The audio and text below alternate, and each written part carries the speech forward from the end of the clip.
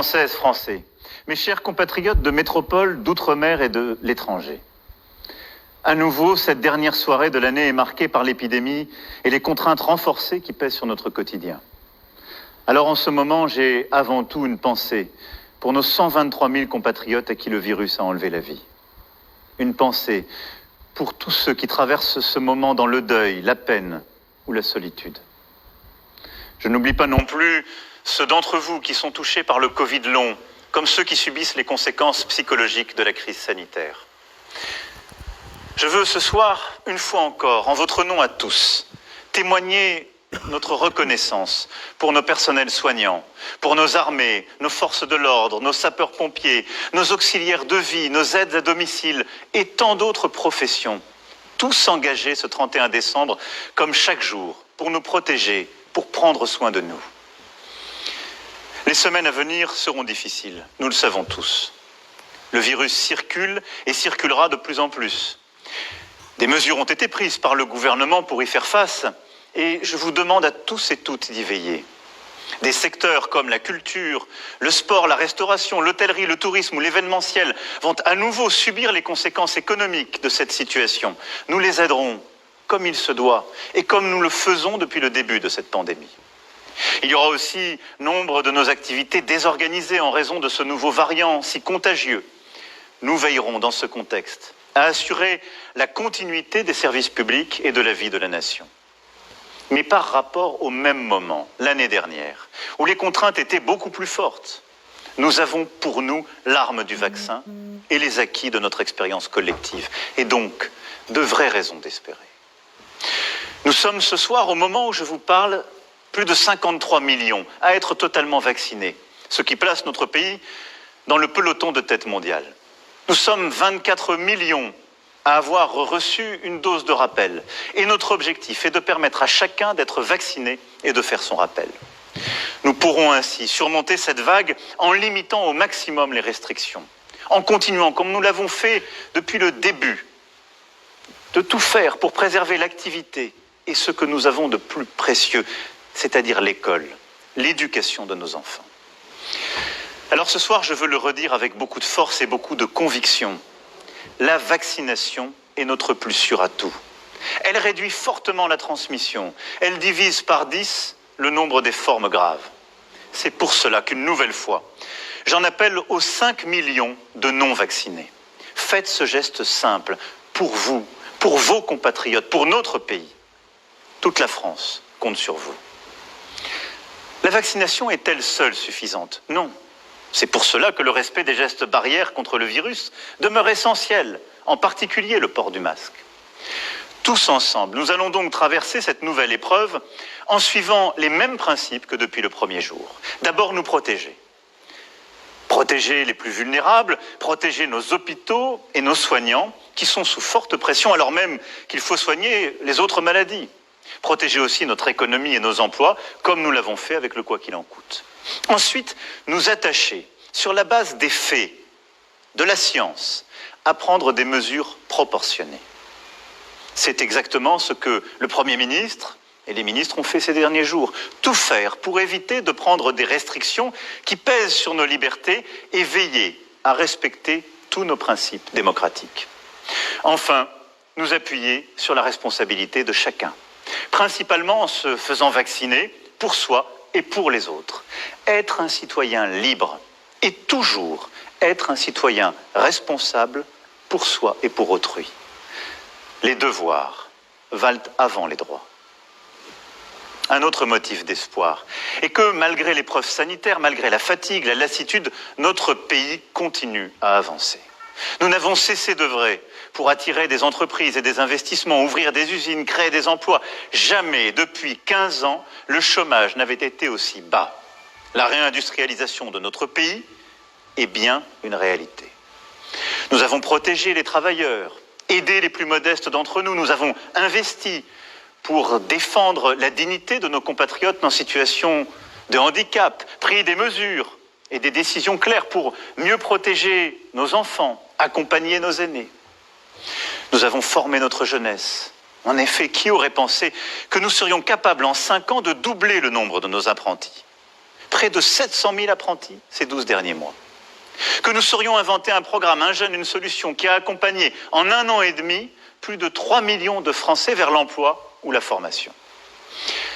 Là où nous aurions pu tout reporter, nous n'avons jamais renoncé à notre ambition collective. Le travail avec la réforme de l'assurance chômage, le contrat d'engagement jeune qui sera mis en œuvre au début du mois de mars prochain, le pouvoir d'achat avec l'indemnité inflation, le chèque énergie, l'augmentation des salaires des fonctionnaires les plus modestes, l'urgence écologique et climatique avec le renouvellement de notre parc automobile, le développement des énergies renouvelables, les rénovations thermiques des logements et au 1er janvier, la fin des emballages plastiques comme de nouvelles mesures inédites pour le bien-être de nos animaux.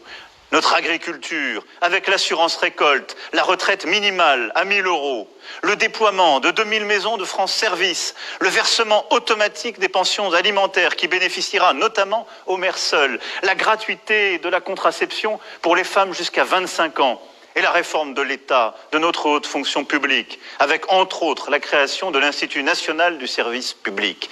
Rien que ces dernières semaines et dans les prochains mois, des décisions dont on parlait parfois depuis des décennies, que je viens à la cavalcade ici d'essayer de rassembler, ont été prises et seront prises qui changeront la vie. La France, malgré les épreuves, est donc plus forte aujourd'hui qu'il y a 2 ans. Tout cela, c'est grâce à vous, grâce à nous tous, grâce à notre esprit de résistance, notre solidarité, notre civisme, notre engagement et notre esprit d'entreprendre. Alors au moment où je m'exprime devant vous ce soir, je veux vous dire que je suis résolument optimiste pour l'année qui vient. Optimiste pour notre nation, pas simplement pour 2022, mais pour les années qui viennent. Car l'ambition et la solidarité dont nous n'avons cessé de faire preuve nous autorisent tous les espoirs. 2022 peut-être sera l'année de sortie de l'épidémie. Je veux le croire avec vous. L'année où nous pouvons voir l'issue de ce jour sans fin. Dans notre pays, en déployant ces campagnes de rappel, en nous organisant comme il se doit pour domestiquer le virus et écraser sa diffusion, et au niveau mondial, en agissant pour vacciner l'humanité. La France, dès avril 2020, a été à l'initiative des dons de doses aux pays les plus pauvres. Et nous serons au rendez-vous dans les prochains mois pour amplifier l'effort et ainsi permettre d'entrevoir la fin de ce virus sous sa forme aiguë. 2022 doit être l'année d'un tournant européen. Notre continent a été tant décrié ces dernières années. On l'a dit, divisé, incapable de projets collectifs, en train de sortir de l'histoire. Et alors même que nous célébrons les 20 ans de la mise en circulation de l'euro, notre monnaie commune qui nous aura donné une stabilité monétaire, une place internationale inédite, la crise a démontré qu'unie, notre Europe pouvait être non seulement utile, mais porteuse d'espérance pour tous. Sans l'Europe, nous n'aurions pas aujourd'hui de vaccins disponibles en nombre, y compris pour organiser des campagnes de rappel. Sans l'Europe, nous n'aurions pas pu bâtir partout à travers notre continent des plans de relance parmi les plus ambitieux au monde et connaître les résultats économiques, croissance, création d'emplois que nous connaissons. Alors, à partir de minuit, la France prendra la présidence de l'Union européenne. Et vous pouvez compter sur mon engagement total pour faire de ce moment, qui ne survient qu'une fois tous les 13 ans, un temps de progrès pour vous. Un temps de progrès pour la maîtrise de nos frontières, notre défense, la transition climatique, l'égalité entre les femmes et les hommes, la construction d'une alliance nouvelle avec le continent africain, le meilleur encadrement des grandes plateformes de l'Internet et la culture en Europe.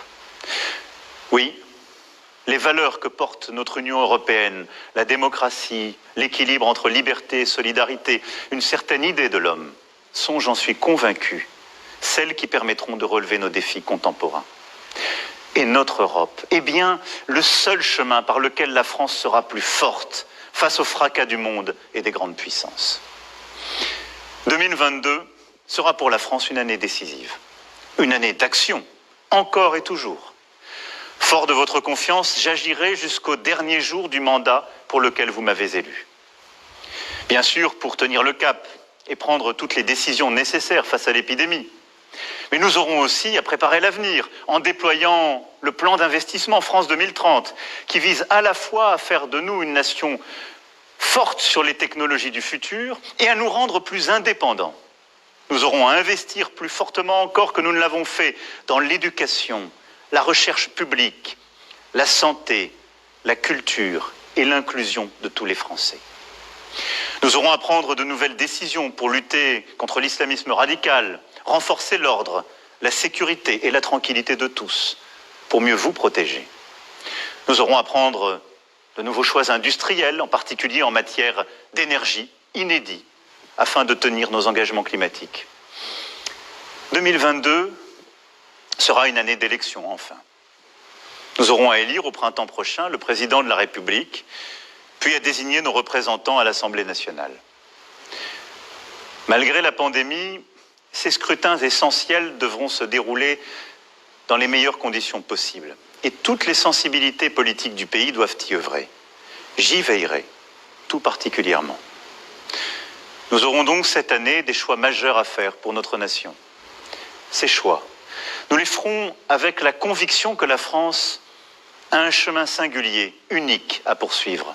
Nous les ferons, je le sais, en étant fidèles à l'esprit de résistance, l'esprit de tolérance et le choix de notre avenir commun qui nous ont toujours inspirés. Pour ma part, quelle que soit ma place et les circonstances, je continuerai à vous servir. Et de la France, notre patrie, nul ne saura déraciner mon cœur. Mes chers compatriotes, j'ai travaillé, et nous avons travaillé sans relâche depuis bientôt 5 ans, afin que la France soit écoutée, respectée en Europe et dans le concert des nations. Elle l'est. À faire progresser notre pays dans l'unité aussi, chemin bien difficile, car il est si aisé d'opposer les générations, les catégories sociales, les origines, les territoires, mais chemin nécessaire. Car lorsqu'il est rassemblé, rien ne peut résister au peuple français. En vous souhaitant ce soir une année pleine de bonheur et d'accomplissement personnel, je forme donc pour nous tous ce vœu. Continuons à respecter nos différences, à avoir confiance en ce que nous sommes, à regarder avec courage, audace et lucidité notre avenir pour agir. Décidons pour nous-mêmes d'être tout à la fois enracinés dans notre langue, notre culture, notre laïcité, et épris de liberté, d'universel, de créativité. Restons unis, bienveillants, solidaires. Restons du côté de la vie. C'est là ce que nous nous devons à nous-mêmes. Alors, 2022 sera l'année de tous les possibles. Vive notre Europe, vive la République et vive la France.